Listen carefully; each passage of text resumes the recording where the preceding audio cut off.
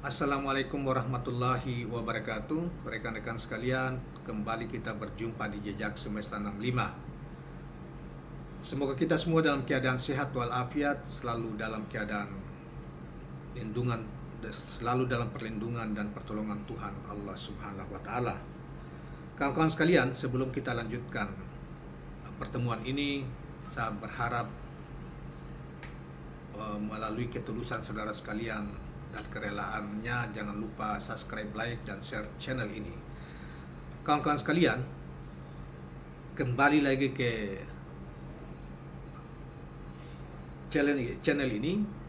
Pada kesempatan yang berbahagia ini, saudara, saya ingin hadirkan satu berita yang viral sekali, sudah berminggu ini menjadi perbincangan di publik, yang kita sendiri belum mengambil bagian di dalam situ, terkait dengan masalah begitu banyak dugaan terlibat orang-orang penting terlibat korupsi di proyek BTS di Kemenko, yang awal mulanya adalah, dan menterinya juga sudah tersangkakan dan menimbulkan banyak berita berseliweran, ada berdampak kepada politik dengan Nasdem, karena beliau adalah menterinya adalah menteri dari Nasdem dan pimpinan Nasdem.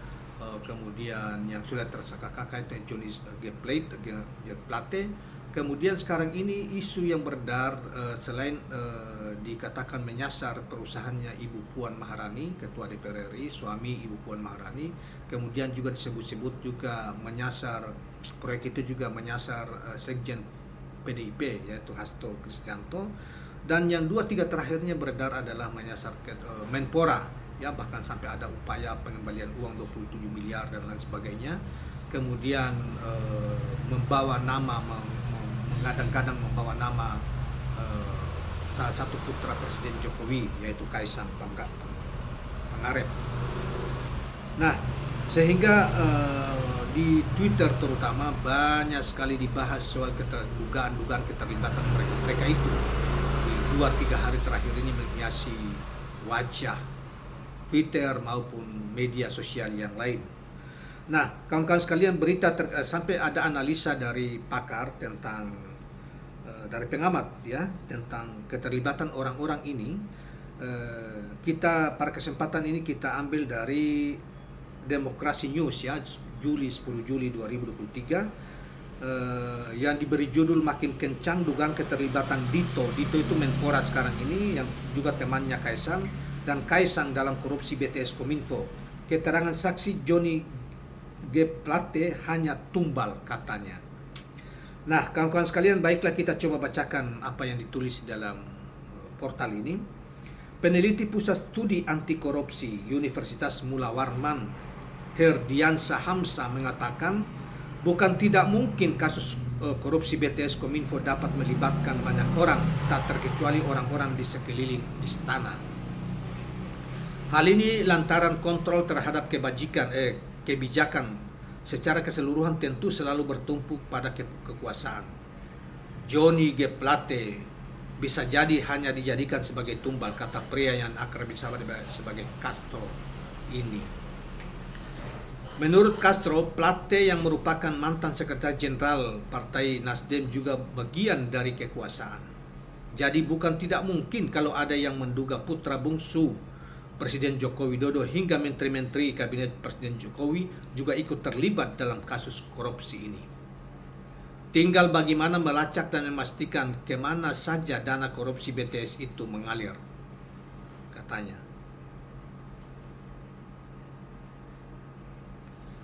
Dugaan keterlibatan putra Presiden Jokowi, Kaisang Pangarep, dalam kasus ini diketahui lantaran kedekatannya dengan Menteri Pemuda dan Olahraga Menpora Dito Ariotejo, yang disinyalir kuat berkaitan dengan dugaan pengembalian dana korupsi senilai 27 miliar rupiah pada Kejaksaan Agung. Kedekatan keduanya diketahui karena sama-sama berada di Rans Group. Jadi kalau dikaitkan ada relasi di antara keduanya, kata Castro. Untuk itu, Castro menilai ini menjadi tugas Kejaksaan Agung membuktikan orang-orang yang terlibat atau menerima hasil kejahatan korupsi BTS ini tidak terkecuali Kaisang Ya, tidak terkecuali Kaisang ya.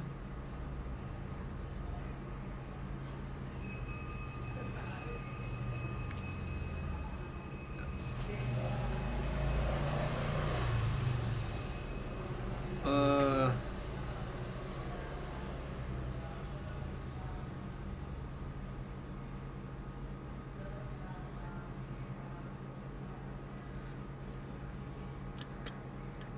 Ya, saudara-saudara sekalian ya, jadi kita ulangi bacaan apa tadi, bahwa Castro menilai ini menjadi tugas Kejagung ya, membuktikan orang-orang yang terlibat atau menerima hasil kejahatan korupsi dari BTS ini. Tidak terkecuali Kaisang, anaknya Pak Jokowi, dan Dito yang Menpora itu. Dia mengatakan isu 27 miliar rupiah ini yang harus dikejar Kejaksaan Agung, termasuk keterlibatan Dito Menpora saat ini masih menjadi staf khusus ketika Dito pada saat itu masih menjadi staf khusus Kementerian Koordinator Perekonomian Erlangga Hartarto.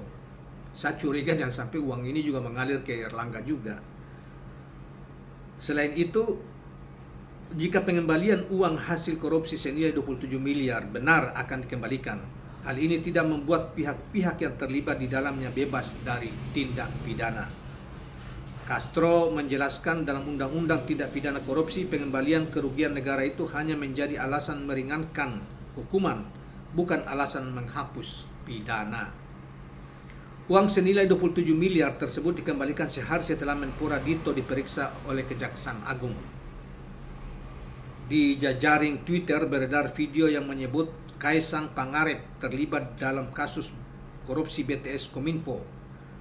Dalam video yang diunggah oleh akun Twitter HC Pilot, turut diungkap bahwa Dito dan Kaisang ternyata punya kedekatan. Keduanya disebut sedang mengerjakan sebuah proyek bersama.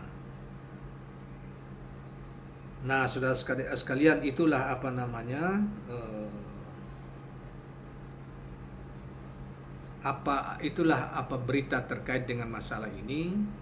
Dan memang saudara, sebagaimana kita ketahui bahwa dugaan itu sangat kuat, apalagi Kejaksaan Agung soal Menpora itu banyak pihak sudah mengatakan sudah terang benderang bahwa dia terlibat, dan mestinya Jaksa Agung tidak tebang pilih karena sudah terlalu terang. Nah, kita menunggu ke depan apakah Kejaksaan Agung dia tebang pilih atau tidak dalam penegakan hukum ini, atau bagaimana, atau Menpora dilindungi. Karena kalau misalnya Kaisang terlibat dalam situ, tentunya Menpora akan sulit ditersangkakan karena pasti akan dilindungi. Jika dia ditersangkakan, pasti satu persatu keluar dan bisa menyeret Kaisang. Sehingga itu kemungkinan bahwa Menpora, kalau benar ya dia terlibat dalam situ, maka kemungkinan besar Menpora itu akan dilindungi dan tidak akan sampai ke status tersangka. Desain sedemikian rupa akan dibuat sehingga orang akan melupakan itu. Nah, demikian kawan-kawan sekalian, dan pada kesempatan yang berbahagia ini saya mohon dengan hormat sebelum mengakhiri channel ini, berita tentang ini, jangan lupa subscribe, like, dan share channel ini. Assalamualaikum warahmatullahi wabarakatuh.